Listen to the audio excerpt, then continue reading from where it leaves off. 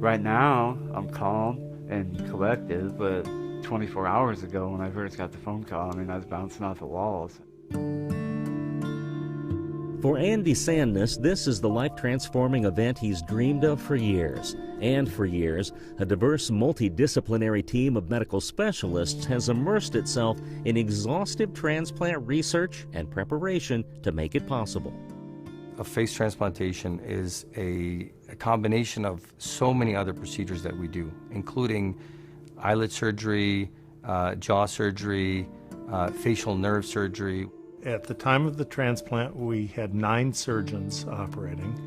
We used over 40 operating room staff, scrub nurses, circulating nurses, perfusionists, and so on. It's extremely exciting, and even before we listed our first patient, it was really a very growing experience to see so many different disciplines come together.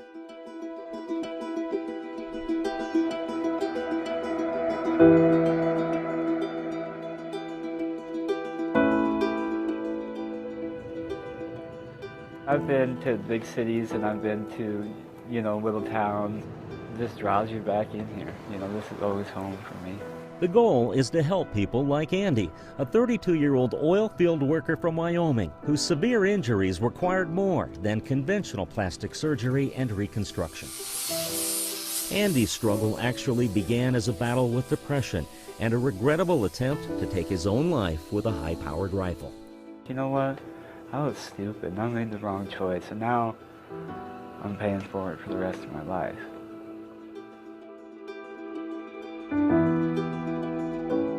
Ten years after that fateful act, however, Andy was given a rare opportunity.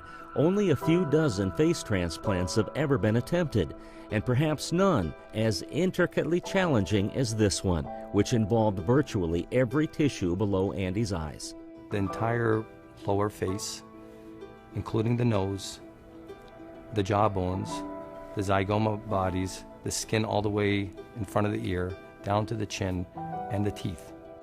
Leading the team was plastic surgeon Dr. Samir Mardini, an expert in craniofacial and microsurgery, and director of face transplantation at the Issam and Dalal Obeid Center for Reconstructive Transplant Surgery at Mayo Clinic. He describes the operation as a series of highly complex, interconnected procedures. Among the most critical, meticulously mapping and preserving vital facial nerves on both Andy and the donor.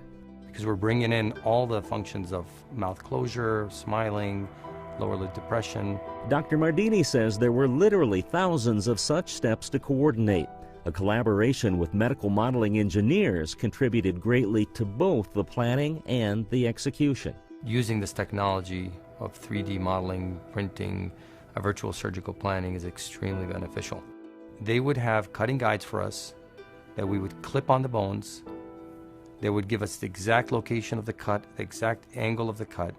So when we took the donor's face and put it on the recipient, it would fit perfectly. Meanwhile, other transplant patients also had a stake in the priceless gifts being provided by the donor of the face. The donor is a solid organ donor, and you don't want to do something that compromises the ability to obtain liver, kidney, heart, lung.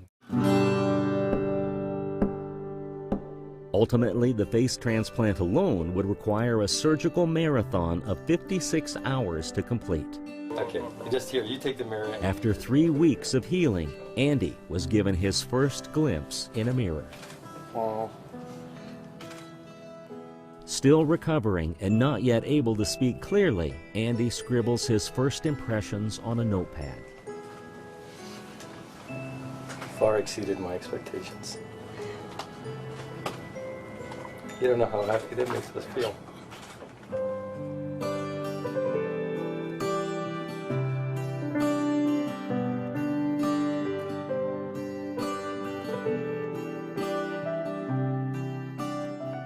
Birch bark. Birch bark. As clear as day. Ultimately, success will depend on more than just the steady hand of surgeons. I boiled the peas. I boiled the peas. There are speech therapists and counselors, plus the lifetime of medications and monitoring required to prevent rejection, which is why the Mayo team had to feel certain that Andy fully understood the risks and was committed completely. There's an intense medical regimen, be it a face transplant, a kidney transplant recipient, or a pancreas transplant recipient. Wanting the most natural look possible for Andy, after several months of healing, Dr. Mardini performed an additional surgery to refine his appearance, speed up the regeneration of sensory nerves to his cheeks, and improve his tongue function.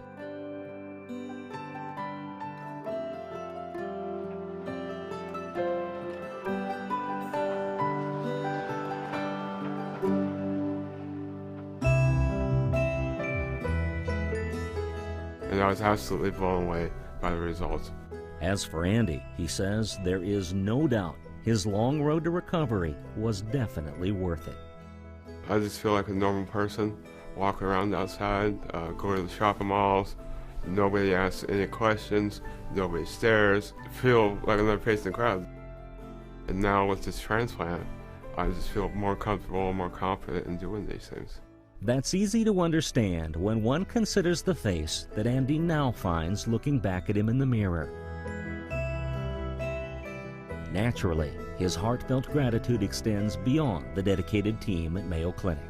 Without the donor and the donor family, none of this is possible.